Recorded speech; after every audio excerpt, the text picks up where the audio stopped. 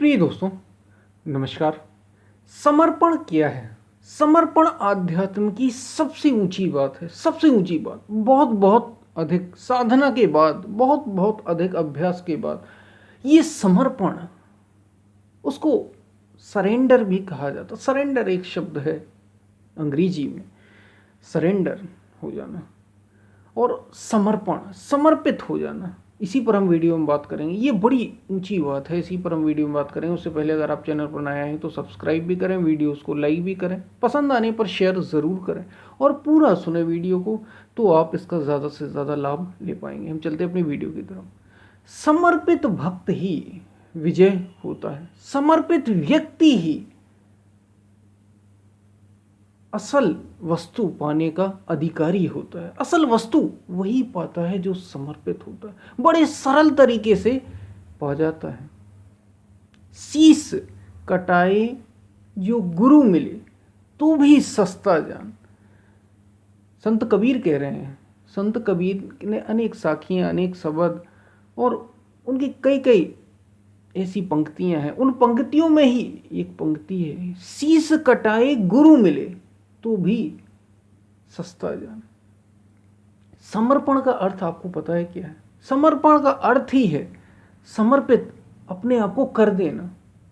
और किसके प्रति? वो किसी चीज के भी प्रति हो सकता है। आपका एक छोटे से छोटा काम, छोटे से छोटा काम कोई भी आप कर रहे हो, पूरी तरीके से समर्पित हो जाए उस पे, उस काम में ही लग जाए। समर्पित का अर्थ ही होता है पूरी तरीके से अपने आप को उसमें ढाल देना, न्यौछावर कर देना, समर्पित हो जाना। और ये सबसे ऊंची बात क्यों है? बहुत ऊंची बात है, अपने आप को पूरी तरीके से समर्पित कर देना। और जब अपने आप की बात आती है तो यहाँ पे मन को समर्पित कर देने से।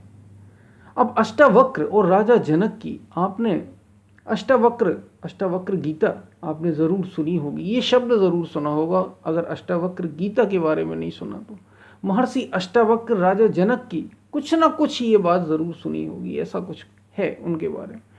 तो अष्टावक्र और राजा जनक जब आपस में मिले और अष्टावक्र गीता जब उन्होंने बोली, वो एक तरीके से ज्ञान था, राजा जनक को दिया गया। जब राजा जनक के दरबार में अष्टावक्र पहुंचे,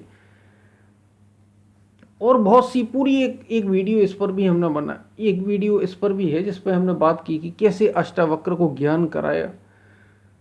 राजा अष्टावक्र ने ज्ञान कराया राजा जनक को।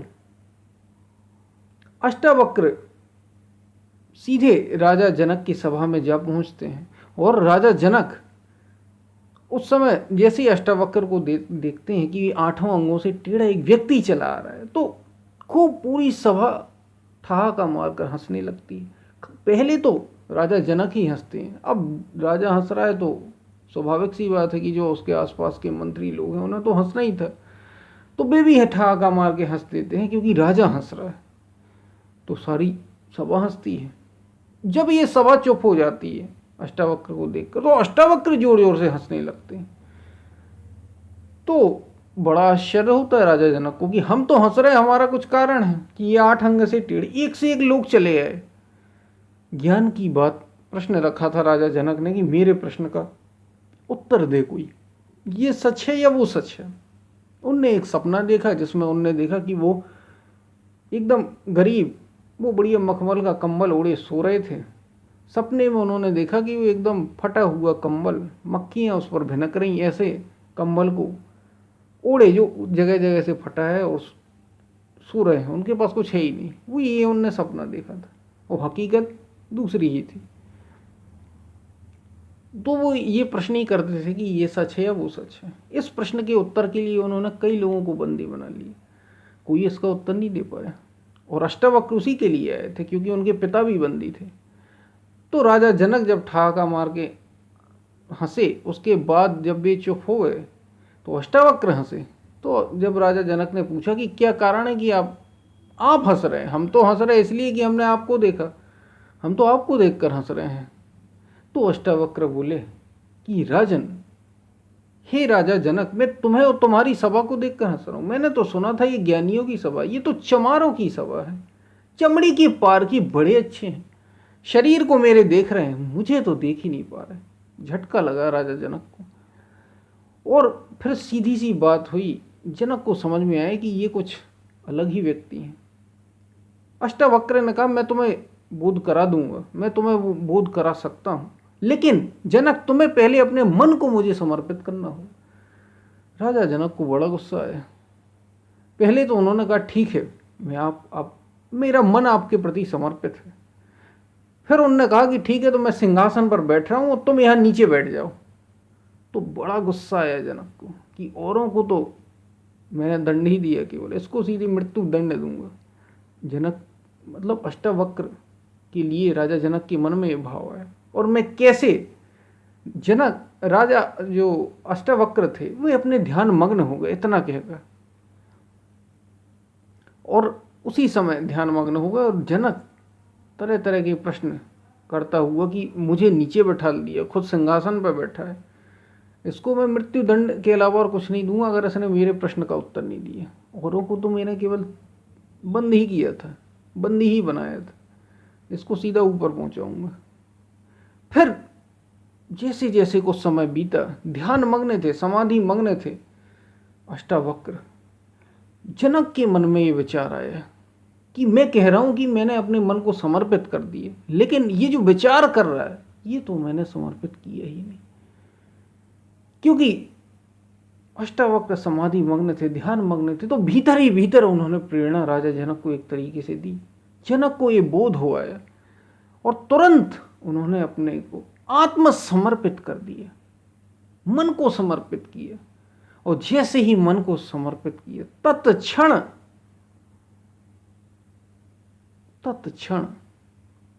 अदुनेव सुखी, अष्टावक्र गीता में है, अदुनेव सुखी राजन। फिर वो कुछ बातें हैं, अष्टावक्र गीता उसी पर है। जब मन को समर्पित कर देते हैं तब अष्टावक्र ये जान जाते हैं तुरंत।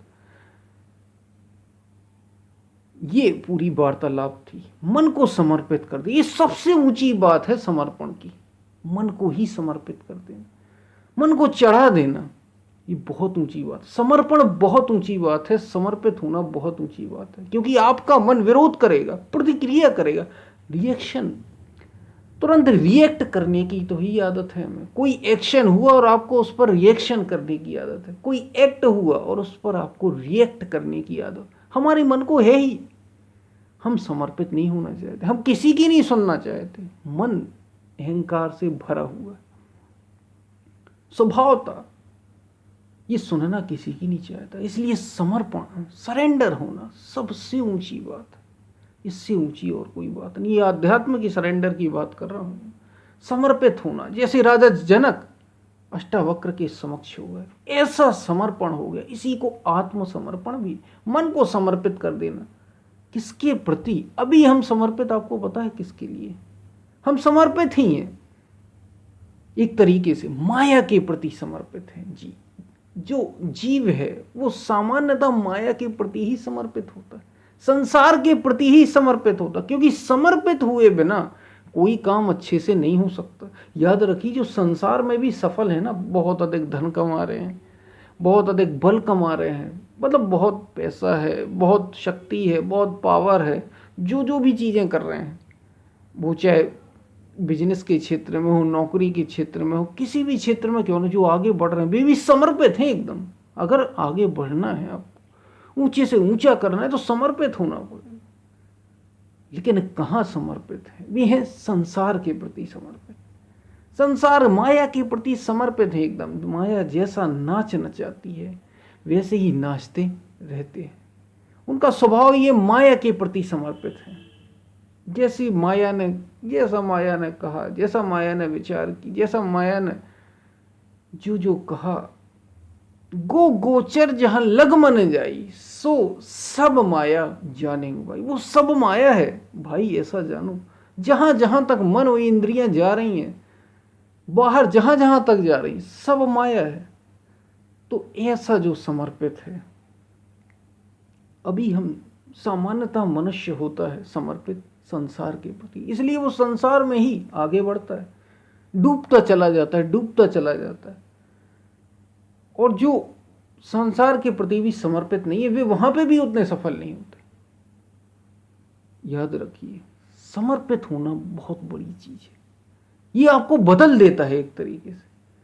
इसलिए कहा कि समर्पित हो जाओ और आत्मा के प्रति समर्पण। अभी हमारा समर्पण है मन के प्रति, शरीर के प्रति, इंद्रियों के प्रति, बुद्धि के प्रति, आत्मा के प्रति समर्पित। यानी अब बात आई भीतर की, ये आध्यात्म का समर्पण है। ये बहुत ऊंची बात है, बहुत साधना के बाद ये चीज आती है। हमारे संतों महापुरुषों ने बताया बहुत अधिक साधना के बाद ये समर्पण जैसी ऊंची बात, समर्पण जैसी ऊंची घटना, ये मन समर्पित हो पाता है किसी गुरु के प्रति, किसी सच्चे गुरु के प्रति। क्योंकि समर्पण होने का मतलब ये कि शीश चढ़ा देना। अष्टावक्र ने यही कहा, समर्पित हो जाओ जनक, अपना सब, तू अपना शीश मुझे दे दे, ये बात थी। और जनक को ये लगा, पहले तो जनक कहते हैं ठीक है समर्पित हो गया मैं, बाद में उन्हें आया कि मन विचार ये कौन कर रहा है तर्क वितर्क, फिर समर्पित हुए। इसी को आत्मसमर्पण का। जब ऐसा समर्पण हो जाता है तो जीवन खिल उठता है,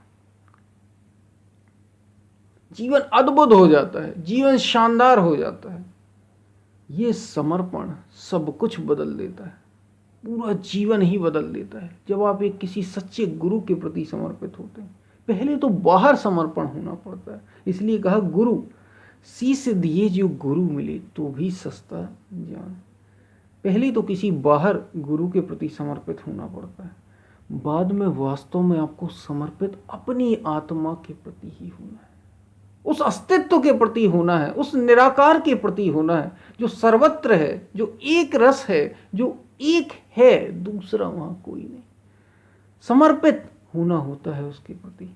और जैसे जैसे आप उसके प्रति समर्पित होते जाते हैं, आपका भाव दृढ़ होता चला जाता है, वैसे वैसे आप द्वैत से अद्वैत की ओर बढ़ते चले जाते हैं। और जब पूर्ण समर्पण हो जाता है, पूर्ण समर्पण का अर्थ ही है दो न रह जाए, एक हो जाए, मिल जाना, एक हो जाना। मन आत्मा में लीन हो गया, एक हो गया, समर्पित हो गया, पूर्ण रूप से एक हो गया। वास्तव में ये सबसे ऊंची बात है समर्पण की। और ये कहीं बाहर नहीं, संसार की ओर नहीं, माया की ओर नहीं, ये भीतर आत्मा की ओर, अपनी ओर समर्पण बड़ी ऊंची बात। जितने भी ऊंचे से ऊंचे महापुरुष हुए वे समर्पित हुए, समर्पित थे। वे उस सत्य के प्रति, अस्तित्व के प्रति, आत्मा के प्रति समर्पित हो गए थे वे। ये बहुत ऊंची बात है, क्योंकि इसमें अपने अहंकार को कि मैं है, छोटा मैं, शरीर का मैं, मन का मैं, इंद्रियों का मैं, इसको इस भाव से ऊपर उठना होता है। अपनी मैं को मारना होता है, अहंकार को मारना होता है, विलीन करना होता है। तब जाके समर्पण घटित होता है, तब जाके आप आत्मा से एक होते हैं, पूर्ण अद्वैत घटित होता है। तो ये बात थी समर्पण की।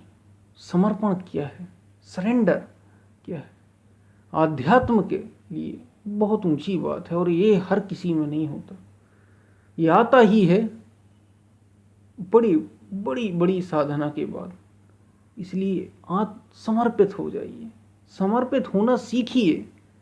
वो किसी छोटे से छोटे काम के प्रति भी हो सकता है। शुरुआत में आप किसी कार्य के प्रति समर्पित हैं तो आप देखेंगे उस कार्य को आप अद्भुत तरीके से कर पाएंगे। डूब जाना, मिट जाना उसमें, ये होता है समर्पण। तो हमने ये समर्पण की बात की है, और समर्पण आपको सत्य तक ले जाने के लिए पहली और अंतिम सीढ़ी भी एक तरीके से है। बड़ी ऊंची बात, सब कुछ ये शुरुआत भी है, और पूरा हो जाए तो सब कुछ भी है, सब कुछ दिला देता है तत्क्षण। तो हम फिर मिलते हैं, तब तक के लिए धन्यवाद।